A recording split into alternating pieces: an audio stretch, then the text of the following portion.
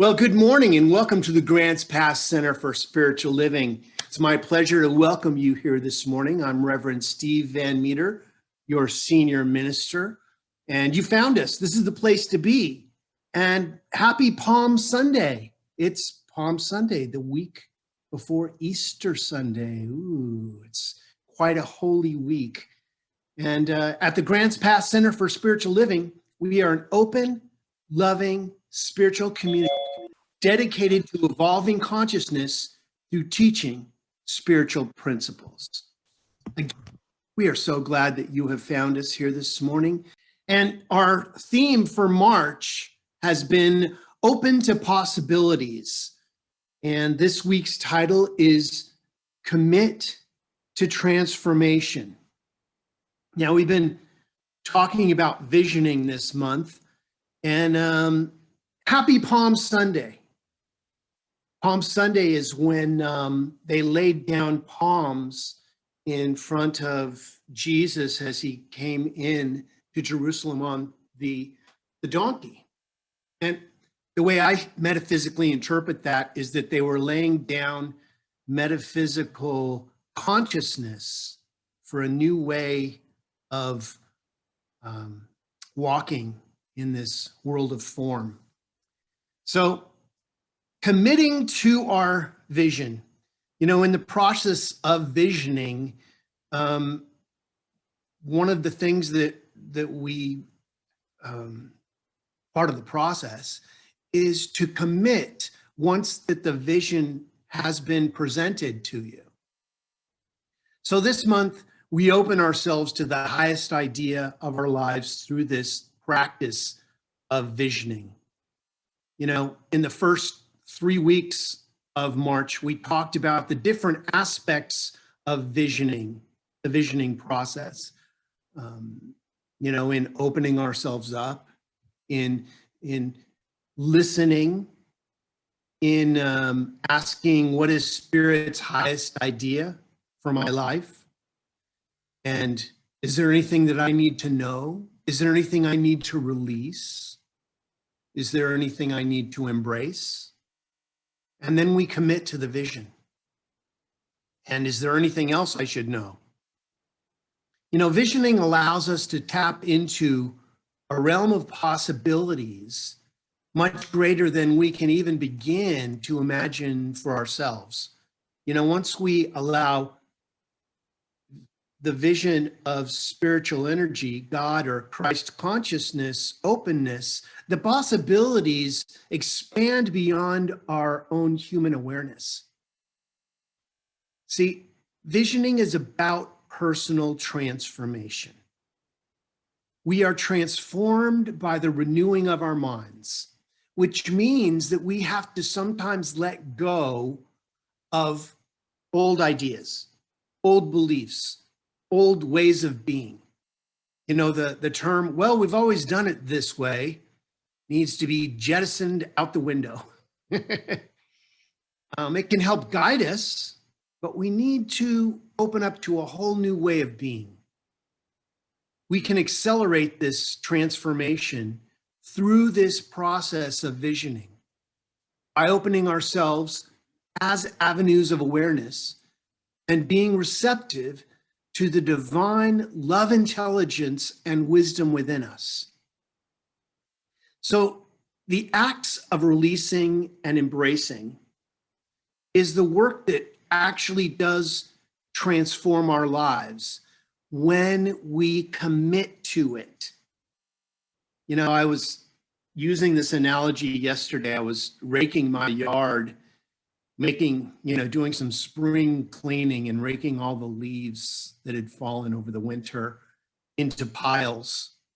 And I was thinking to myself, you can go out and buy a rake and put it in your garage, but until you actually use the rake and rake the leaves, does the work get done?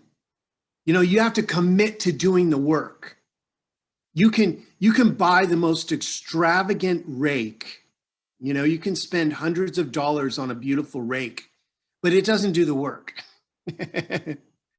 It may make it more gentle to rake the leaves, but an $8 rake will do the same job, or at least close to the same job. So what I'm saying is that we need to commit to doing the work.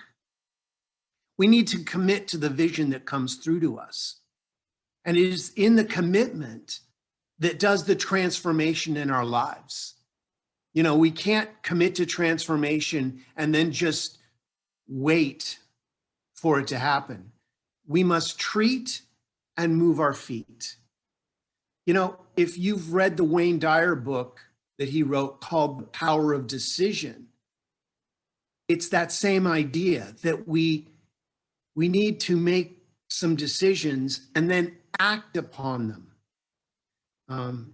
You know, faith without works is dead, because if we're not activating it, see, we are the space between everything and the no thing. And it is within us that the work is done, but we sometimes have to kickstart the work by doing something. From our Centers for Spiritual Living Global Vision, it says, we see a world in which each and every person lives in alignment with their highest spiritual principle, emphasizing unity with God and connection with each other. A world in which individually and collectively, we are called to a higher state of consciousness and action. And action. You know, my personal vision statement for myself is that I'm a passionate, honest, loving man, dedicated to enrolling others in their vision. My whole job is to enroll you in what your vision is. That's my vision. That's why I'm a minister. This is the best way I know how to reach out and help you to kickstart your vision by holding that container as the Grants Pass Center for Spiritual Living, where people can come, create a vision of their lives, and get to work on manifesting that vision. So I want to talk a little bit about love today. You know, love is the glue that holds this very universe together. And without love, I think things would fall apart. And in every situation that is falling apart, if we look, we can see that the love has been lost. But when love is introduced, everything starts to move. Love is the self-givingness of universal spirit through its desire to express itself in terms of creation. Love is the impulse, and law is the way of that creation. You know, what do you love to do? What is your love? Is it painting or art or reading or writing or whatever it is? It is that love that draws us, that pulls us like a magnet into what we want to be, do, and have. So visioning is a spiritual practice which allows us to transcend limited habitual thinking and align with the infinite possibility for our lives. Visioning is the practice of opening to the highest idea as us. We are learning to make ourselves open and available. And I know, believe me, I came into this teaching very closed. I was very afraid. I was very hurt, and I was an unbeliever. Part of why I wanted to get into this teaching was to prove it wrong. I wanted to say, this won't work either for me because you don't know me. I'm different than everybody else. And in my very first practitioner session, something happened. A vision was opened up to me that there was a different way than I had been doing it. And I don't exactly know what the words that my practitioner said. All I know is that I walked in one person and I walked out somebody totally different. I knew that I wanted to immerse myself in this teaching and learn all I could about it to figure it out. Now, I'm still on that journey as you are. And what I've learned is that there's no figuring it out. Once you learn something, there's more to learn. Once you get to a mountaintop, there's another mountaintop in the distance. But I've learned to jump from mountaintop to mountaintop without having to go so far down in the valley. So we become a place of deep and sacred listening. And within that listening, in being still and knowing, ideas are presented, connections are made, ideas are revealed to us. We begin to hear, to feel, to see, and catch God's idea for our life. So I have a question for you. What is seeking to emerge as your life right now? What is it that you are working on right now? Now, we've had a year to be in the desert of consciousness, to think about things and to have some time to meditate and contemplate. See, your vision is already complete within you. It is part of the universal mind. And everything that is necessary for you to fulfill the vision is inherent within the vision itself.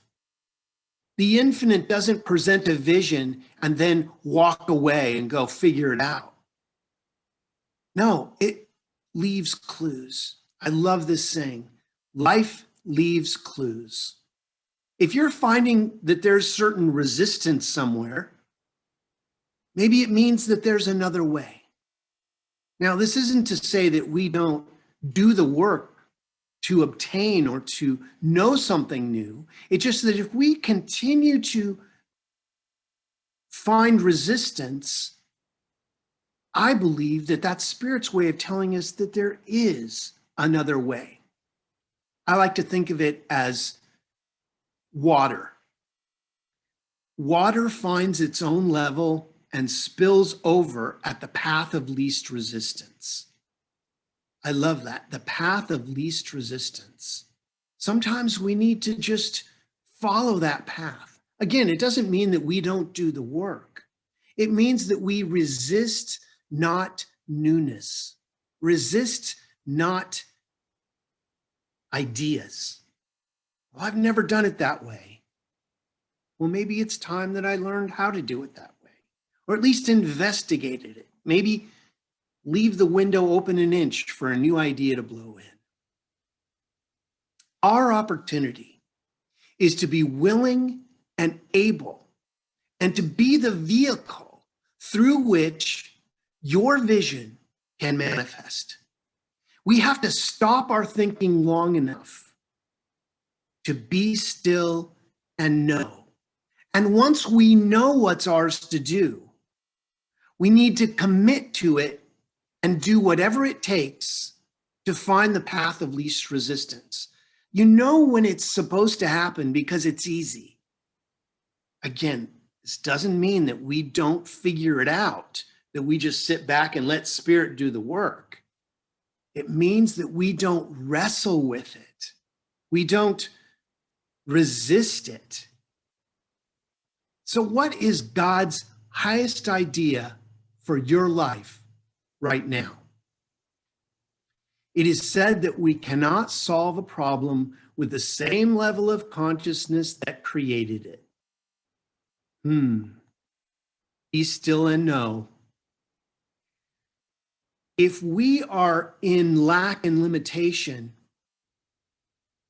and we're seeking abundance, but our mind is on lack and limitation, it's difficult or challenging to demonstrate abundance when all we're thinking about is lack.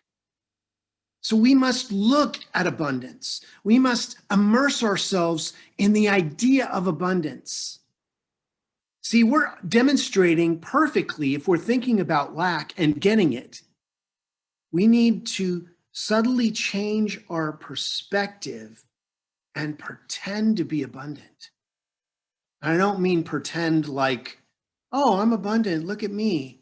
I mean to place yourself in the field of all opportunity. There is a power for good in the universe, and it uses us. But we must be open to being that conduit through which the universe can express. We participate in visioning in order to go beyond our personal ideas and tap into an infiniteness of spiritual wisdom that is our very own consciousness. See, our consciousness is the path. We open to the highest idea. What is the best? And I invite you to think of what is better than the best. What is so extremely better that it's interesting to even conceive of it? That is the field consciousness and universal spirit loves to play in. See, if we have a limit, if we say sky's the limit, that will be our limit. I say not even the sky is the limit. Let's burst open through the sky and experience the universe and all that it has to offer us. We align our consciousness with our divine purpose, which is to love and express that love in our own unique way. You know, there are countless beings on this plane of existence. And each one has their own way of being.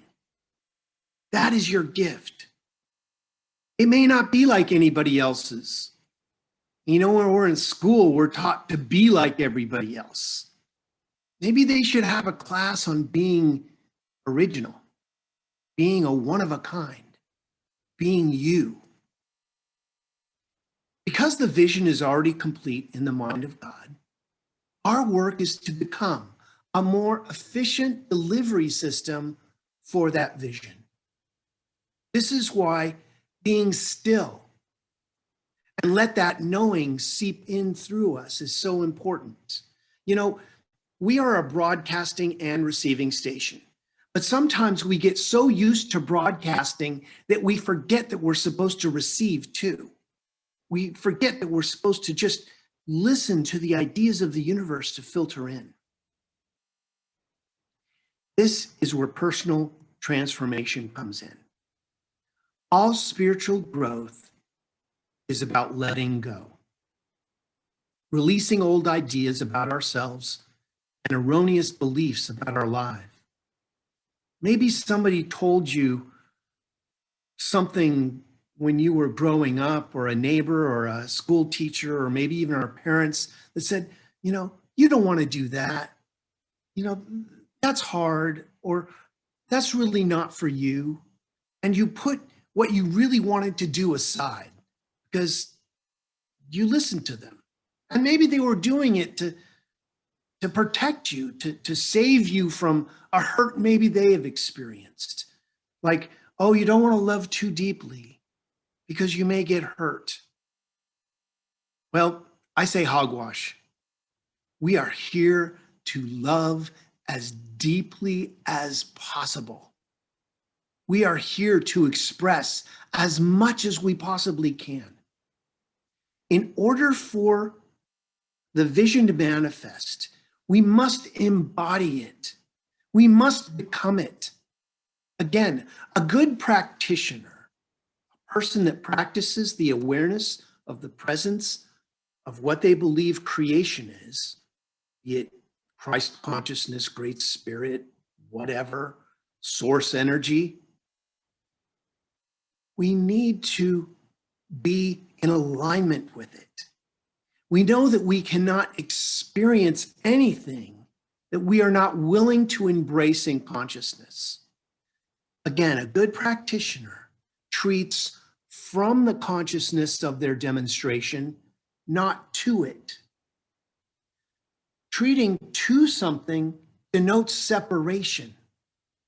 Treating from the consciousness denotes oneness and wholeness. In doing the work of releasing and embracing, we learn to release again, to be open. And it is in that releasing that we are transformed and come into alignment with the vision. So we need to commit to a willingness. In order for the highest idea of our life to unfold, we must be willing to transform our consciousness and be willing to have our life transform as well. This may mean letting go of old ideas. Now, I know for me that when I started to do letting go of old ideas, there was a part of me that was screaming out, "Don't take that away from me. That's my idea." Well, a practitioner invited me to set my ideas just outside the door so that they were waiting for me if I wanted to go back to them at some point. But as you step into new consciousness, be completely open. Being willing to commit to transformation by our willingness to do spiritual work of releasing that which we have been guided to release and embracing that which we have been guided to embody. We commit to our spiritual growth and transformation in order that the vision may unfold as who and what we are. So in conclusion, as we release that which does not serve us, the highest idea is embraced and new ways of being become the vision that will organically unfold as who and what we are. This is the process of allowing, aligning with what already is. Dr. Michael Beckwith says in Life Visioning on page 157, there is a willingness. Where there is a willingness, there is a way. Where there is a willfulness, there is a wall. In willingness, we're part of the vision. In willfulness, we are out of alignment with the vision. We don't need to make something happen. We just need to simply rest in the awareness that the vision being revealed is already complete. Commit to your own personal transformation.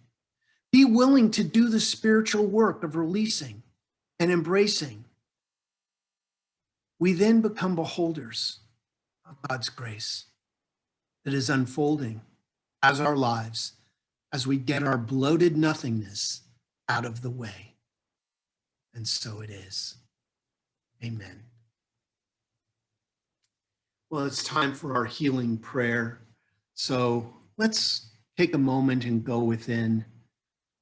Closing your eyes if that's comfortable for you. Let's remember who we are together. And in following our teaching, I invite you to bring to the forefront of your consciousness what you choose to believe that the energy of creation is to you. The energy of love, of God, of Christ consciousness, of the great spirit, of the harmony of the universe. What is that to you? What do you call it? That's your business. But I think that we can all know that we're not doing it. And as we unify in the field of all opportunity, as we remember that we are all one, turning away from the appearance, not to deny it, but not to give it any more power, we are part of the solution. We are part of the healing. And as we align ourselves with that truth, as we remember who we are, personal transformation begins to seep into our awareness. Love begins to reign supreme. Things that used to seem mundane begin to take our attention, and we begin to love everything and everyone. I may not know what you're walking through right now, but I know that Spirit does. And as we turn our attention to Spirit, releasing our hold on what may be wrestling with us, we turn into love. We turn into that way, that law, the Tao of love. And all of a sudden, new ideas begin to become us. New contacts begin to be made. New ideas begin to form. New ways of being are starting to happen right here and right now. So I invite you, I urge you to use this springtime to allow new songs to be sung in your life, new ideas to filter into your consciousness. Maybe there's an old resistance or an old hurt that we want to look at again and release. Maybe we've held a grudge against somebody that we didn't even know we had. And we can look at that and let them go and release that part of our consciousness that allows healing to be the natural evolution of our life. How grateful we are for this healing. How thankful we are that our hearts are open and receptive to the love of the universe, for it is within that love that the healing takes place. So in gratitude, we let go. We release these ideas directly into the living, loving law of God, where transformation has already begun. Your new spring is beginning to be sprung. New ideas are coming to the surface, sending down roots and looking for the sun's rays. So we let go and we let God be God in us, as we affirm this together by saying, and so it is. Amen. Well, again, thank you for joining us this morning. It's time for our offertory. And we'll bring up that offertory idea that says, I share my unfolding abundance with love and joy. Once again, I share my unfolding abundance with love and joy. Well, let's say a prayer for our offertory and our gifts this morning. And I want to thank everyone who continues to give, how grateful we are to have this center and this place of connection where we get to remember who we are, and we remember that we are so blessed, and it is from our overflow that we bless these gifts. So let's just put our hands on our heart and say a prayer. From the love of pure spiritual energy, these tithes and gifts have been collected. They are evidence of our faith, our belief, and our ability to manifest in this world of form. They do good work in the world, and are returns to us multifaceted. They bless the giver and receiver. And we give great thanks as we affirm this together by saying, and so it is. Amen.